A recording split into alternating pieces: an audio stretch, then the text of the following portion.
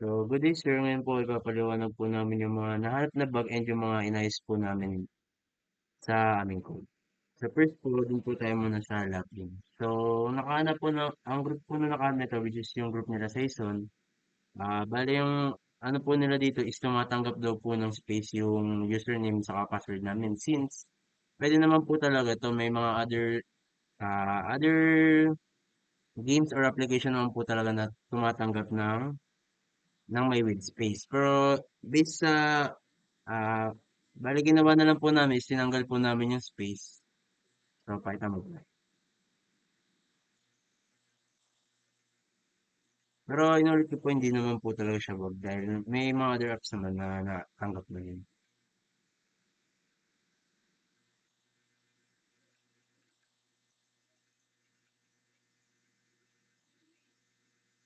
So yun lang naman po yung sa part ng ano space which is dun sa login. So next naman po natin is yung register.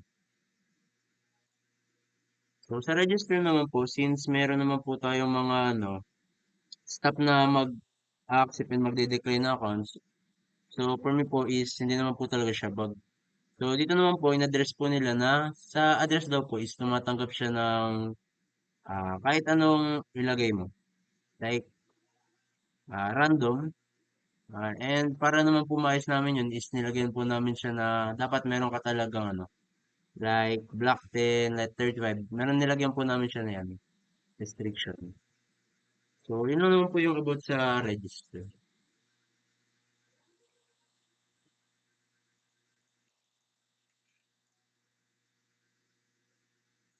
Next naman po. Next naman po is yung sa calendar.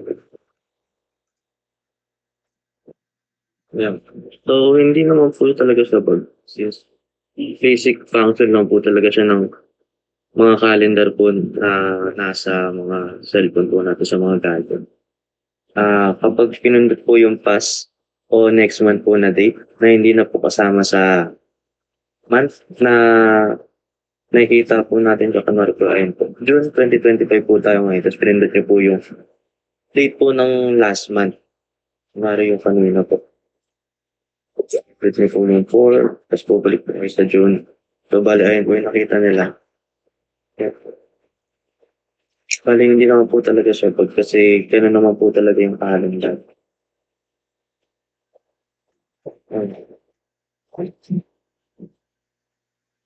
Ayun. So, para sa kanina.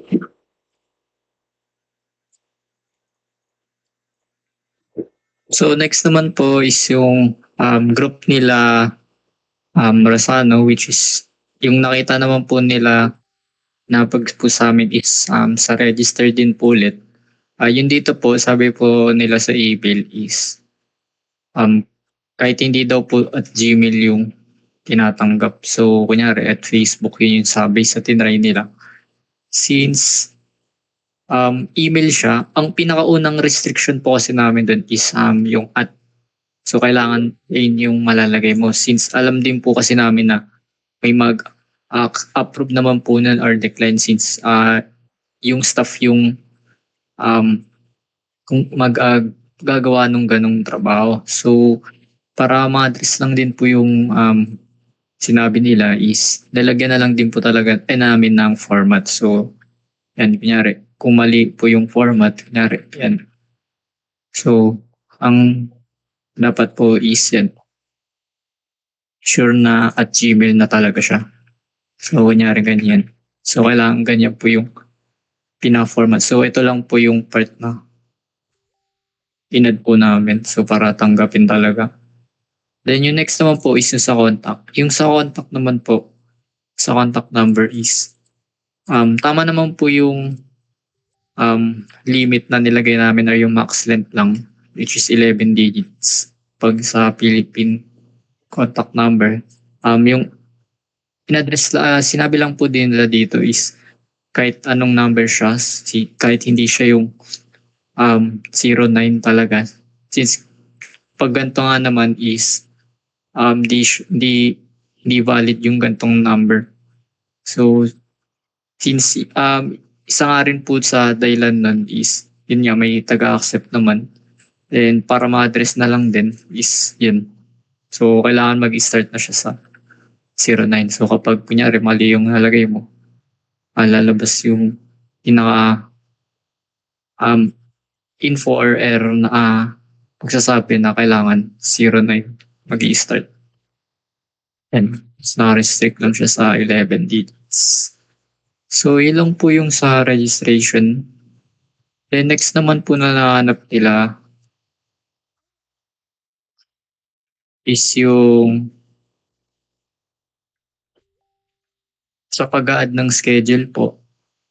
Since yung concern po nila dito is pwede daw pong makapag-add ng past date. Which is sa end po kasi namin, yung sa pinaka idea po namin dito is if naman po siya. So, nasa kanya na yung decision doon. So, parang common sense na po na pag mag-a-add ka ng schedule is dapat nakaayon yun sa kung anong tamang date kung ngayon. Syempre, hindi mo naman pwede i-add yung before since trabaho rin naman siya.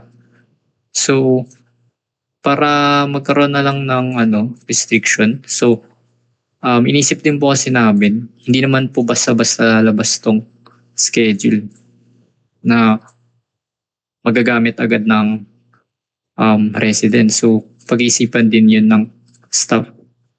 So, nandito pa rin yung decision. So, para maalis na lang yung ganun, is naglagay na lang kami ng message box na nagsasabing bawal mag-add ng past dates. Then next naman po is yung sa email dito, which is na-address naman na siya dun sa registration na mag-email pa din daw po kahit mali yung email. And na-address na siya dun sa registration since tama na yung na-accept niya. Then inayos na rin po namin sa code na yun niya. Valid email lang din talaga yung tatanggapin. And last po na napansin po nila is yung etong sa may reschedule. So, tatry po natin yan.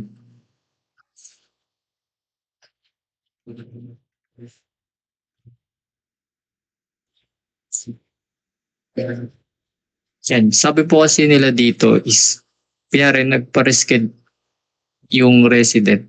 Hindi agad nagpapakitang nag-update dito or hindi siya dynamic. So, tatry po natin. Ito.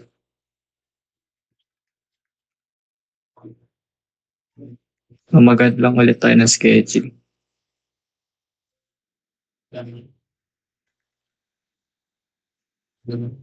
So, yan. Example, pina-reschedule ng staff.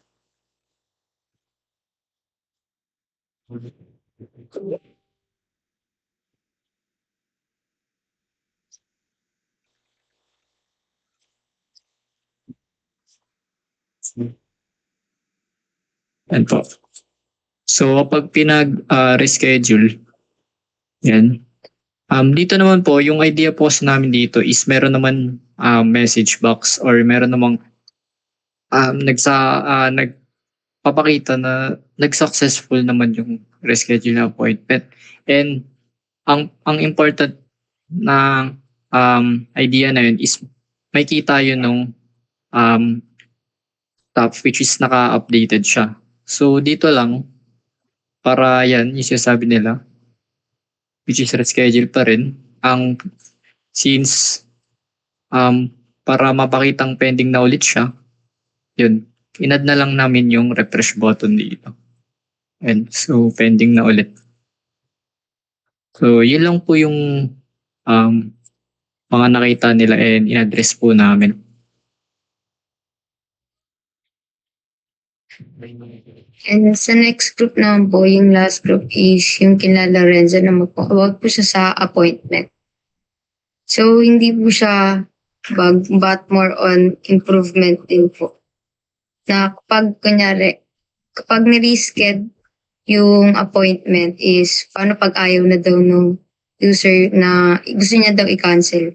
Which is parang pwede siya i-cancel even though reschedule yung nakalagay. Ayan po. Okay. Cancel na po. Okay po. Ganyan lang po.